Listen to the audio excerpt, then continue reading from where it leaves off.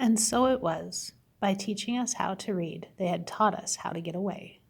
Justin climbed easily up the open door of his cage and vanished over the top with a flick of his tail. He came back an hour later, greatly excited and full of information.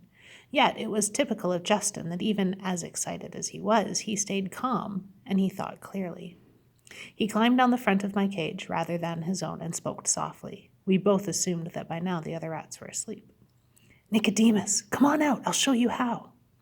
He directed me as I reached through the wire bars of the door and felt beneath it. I found the small metal knob, slid it forward and sideways, and felt the door swing loose against my shoulder. I followed him up the side of the cage to the shelf above. There we stopped. It was the first time I had met Justin face to face. He said, "It's better talking here than around that partition." "Yes. Did you get down?" "Yep." "How did you get back up?" "At the end of this shelf, there's a big cabinet. They keep the mouse cages in it. It has wire mesh doors, and you can climb up and down them like a ladder." "Of course," I said. "I remember now. I had seen that cabinet many times when my cage was carried past it. For some reason, perhaps because they were smaller, the mice were kept in cages within a cage." Justin said, "Nicodemus, I think I've found the way to get out." "You have? How?" "At the end of the room, there's an opening in the baseboard at the bottom of the wall. Air blows in through one of them and out the other. Each one has a metal grid covering it, and on the grid there's a sign that says, 'Lift to adjust airflow.' I lifted one of them. It hangs on hinges like a trap door. Behind it, there's a thing like a metal window. When you slide it wide open, the more air blows in. But the main thing is, it's easily big enough to walk through and get out." "But what's on the other side? Where does it lead?" "On the other side, there's a duct, a thing like a square metal pipe built right into the wall. I walked along it, not very far, but I can figure out where it must go. There's bound to be a duct like it leading to every room in the building, and they must all branch off one main central pipe. That one has to lead somewhere, to the outside, because that's where our air comes from. That's why they never open the windows. I don't think those windows can open." He was right, of course. The building had central air conditioning. What we had to do was find the main air shaft and explore it. There would have been an intake at one end and an outlet at the other, but that was easier said than done, and before it was done, there were questions that had to be answered. And what about the rest of the rats? There were 20 of us in the laboratory, and we had to let the others know. So one by one, we woke them and showed them how to open their cages. It was an odd assembly that gathered that night, under the dimmed lights in the echoing laboratory, on the shelf where Justin and I had talked. We all knew each other, in a way, from the passing of messages over the preceding months. Yet except for Jenner and me, none of us had really ever met. We were strangers, though, as you can imagine, it did not take long for us to develop a feeling of comradeship. For we 20 were alone in a strange world. Just how alone and how strange none of us really understood at first, yet in a way we sensed it from the beginning. The group looked to me as leader, probably because it was Justin and I who first set them free, and because Justin was obviously younger than I. We did not attempt to leave that night, but went together and looked at the metal grid Justin had discovered and made plans for exploring the air ducts. Jenner was astute at that sort of thing. He could foresee problems. "With a vent like this leading to every room," he said, "it will be easy to get lost. When we explore, we're going to need some way of finding our way back here." "Why should we come back?" someone asked. "Because it may take more than one night to find the way out. If it does, whoever is doing the exploring must be back in his cage by morning. Otherwise, Dr. Schultz will find out." Jenner was right. It took us about a week. What we did, after some more discussion, was to find some equipment. First, a large spool of thread in one of the cabinets, where some of us had seen Julie place it one day. Second, a screwdriver that was kept on a shelf near the electric equipment, because, as Jenner pointed out, there would probably be a screen over the end of the air shaft to keep out debris, and we might have to pry it loose. What we really needed was a light, for the ducts at night were completely dark. But there was none to be had, not even a box of matches. The thread and the screwdriver we hid in the duct a few feet from the entrance. We could only hope they would not be missed, or that if they were, we wouldn't be suspected. Justin and 2 others were chosen as the exploration party. One of the others was Arthur, whom you've met. They had a terrible time at first. Here was a maze to end all mazes, and in the dark they quickly lost their sense of direction. Still, they kept at it night after night, exploring the network of shafts that laced like a cubical spiderweb through the walls and ceilings of the building. They would untie the end of their thread to grid in our laboratory and unroll it from the spool as they went. Time and time again, they reached the end of the thread and had to come back. "It just isn't long enough," Justin would complain. "Every time I come to the end, I think if I could just go 10 feet further." And finally, well, that's what he did. On the 7th night, just as the thread ran out, he and the other two reached a shaft that was wider than any they had found before, and it seemed, as they walked along it, to be slanting gently upward. But the spool was empty. "You wait here," Justin said to the others. "I'm going just a little way further. Hang on to the spool, and if I call back." They had tied the end of the thread around the spool so they would not lose it in the dark. Justin had a hunch. The air coming through the shaft had a fresher smell where they were and seemed to be blowing harder than the other shafts. Up ahead, he thought he could hear the whir of a machine running quietly, and there was a faint vibration in the metal under his feet. He went on. The shaft turned upwards at a sharp angle, and then straight ahead he saw it, a patch of lighter-colored darkness than the pitch black around him, and in the middle of it, 3 stars twinkling. It was the open sky. Across the opening there was, as Jenner had predicted, a coarse screen of heavy wire. He ran towards it for a few seconds longer, then he stopped. The sound of the machine had grown suddenly louder, changing from a whir to a roar. It had obviously shifted speed. An automatic switch somewhere in the building had turned it from low to high, and the air blowing past Justin came on so hard it made him gasp. He braced his feet against the metal and held on. In a minute, as suddenly as it had roared, the machine returned to a whisper. He looked around and realized he was lucky to have stopped. By the dim light from the sky, he could see that he had reached a point where perhaps 24 air shafts came together like branches into a tree trunk. If he had gone a few steps further, he would never have been able to distinguish which shaft was his. He turned in his tracks and in a few minutes rejoined his friends. We all had a meeting that night, and Justin told all of us what he had found. He had left the thread anchored by the screwdriver to guide us out. Some were for leaving immediately, but it was late and Jenner and I argued against it. We did not know how long it would take us to break through the screen at the end. If it should take more than an hour or two, daylight would be upon us. We would then be unable to risk returning to the laboratory and would have to spend the day in the shaft. Or try to get away in broad daylight.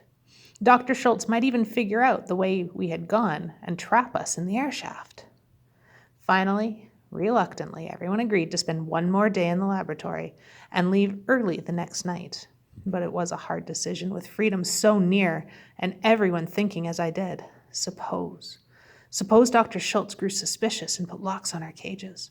Suppose someone found our thread and pulled it out. This was unlikely. The near end tied to the spool was 6 feet up the shaft and well hidden. Just the same, we were uneasy. Then, just as we were ending our meeting, a new complication arose. We had been standing in a rough circle on the floor of the laboratory, just outside the 2 screen doors that enclosed the mice cages. Now, from inside the cabinet came a voice. "Nicodemus?" It was a clear but plaintive call, the voice of a mouse. We had almost forgotten the mice were there, and I was startled to hear that one of them knew my name. We all grew quiet. "Who's calling me?" I asked. "My name is Jonathan," said the voice. "We have been listening to your talk about going out. We would like to go too, but we cannot open our cages." As you can imagine, this caused a certain consternation coming at the last minute. None of us knew much about the mice, except what we had heard Dr. Schultz dictate into his tape recorder. From that, we had learned only that they had been getting the same injections and we were getting, and that the treatment had worked about as well on them as it had on us. They were a sort of side experiment without a control group. Justin was studying the cabinet. "Why not? If we can get the doors open." Someone muttered, "They'll slow us down." "No," said the mouse Jonathan, "we will not. Only open our cages when you go and we will make our own way. We won't even stay with you if you prefer."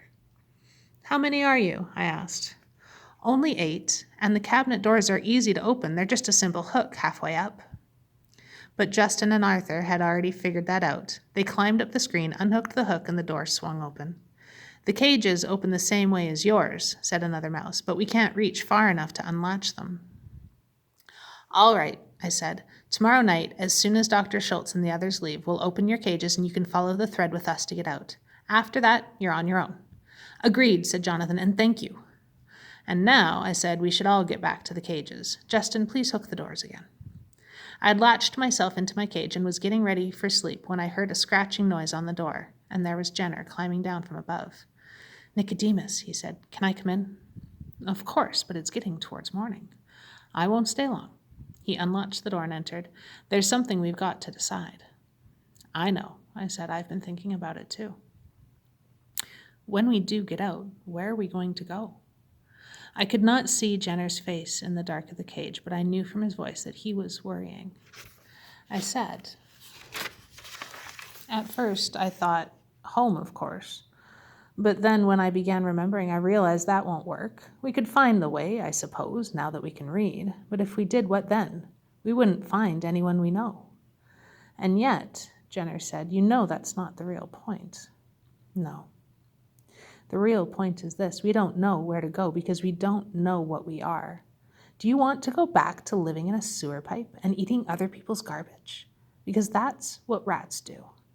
But the fact is, we aren't rats anymore. We're something Dr. Schultz has made, something new. Dr. Schultz says our intelligence has increased more than 1,000%. I suspect he's underestimated. I think we're probably as intelligent as he is, maybe more. We can read, and with a little practice, we'll be able to write, too. I mean to do both. I think we can learn to do anything we want. But where do we do it? Where does a group of civilized rats fit in?" "I don't know," I said. "We're going to have to find out. It won't be easy, but even so, the first steps must be to get out of here. We're lucky to have a chance, but it won't last. We're a jump ahead of Dr. Schultz. If he knew what we know, he wouldn't leave us alone in here another night, and he's sure to find out soon." "Another thing to worry about," Jenner said. "If we do get away, when he finds we're gone, won't he figure out how we did it? And won't he realize that we probably must have learned to read?" "Well, probably." "And then what? What will happen when he announces that there's a group of civilized rats roaming loose, rats that can read and think and figure things out?" I said, "Let's wait until we're free before we worry about that." But Jenner was right. It was a thing to worry about, and maybe it still is. The next day was terrible. I kept expecting to hear Dr. Schultz say, "Who took my screwdriver?" And then to hear Julie add, "My thread is missing too." That could have happened and set them to thinking, but it didn't. And that night, an hour after Julie, George, and Dr. Schultz left the laboratory, we were out of our cages and gathered, the whole group of us, before the mouse cabinet. Justin opened its doors, unlatched their cages, and the mice came out. They looked very small and frightened, but one strode bravely forward. "You are Nicodemus?" he said to me. "I am Jonathan. Thank you for taking us out with you." "We're not out yet," I said, "but you're welcome." We had no time for chatting. The light coming in the windows was turning gray. In less than an hour it would be dark, and we would need light to figure out how to open the screen at the end of the shaft.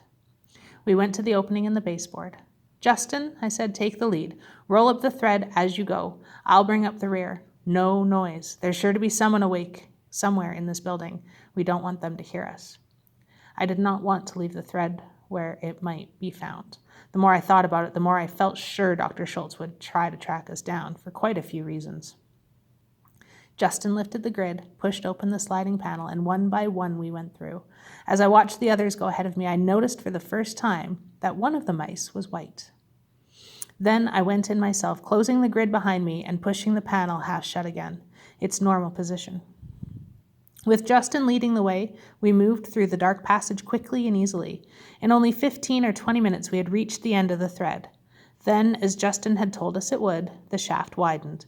We could hear the whir of the machine ahead, and almost immediately we saw the square of gray daylight. We had reached the end of the shaft, and there a terrible thing happened.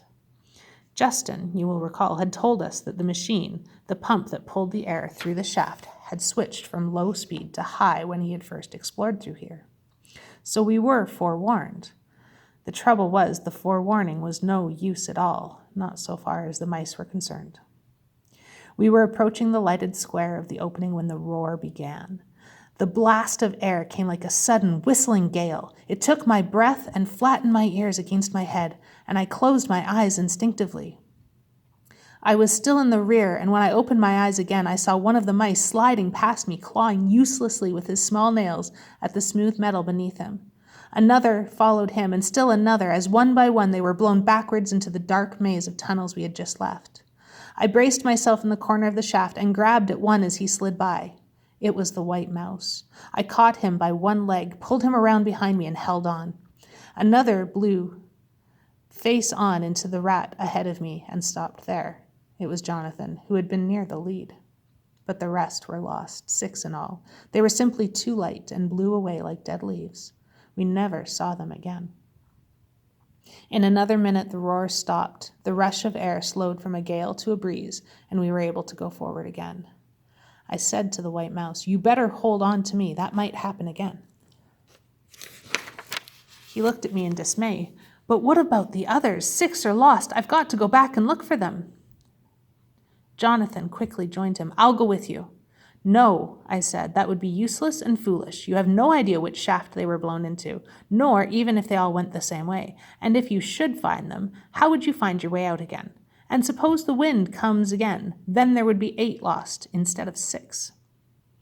The wind did come again, 6 times more, while we worked with the screwdriver to pry open the screen.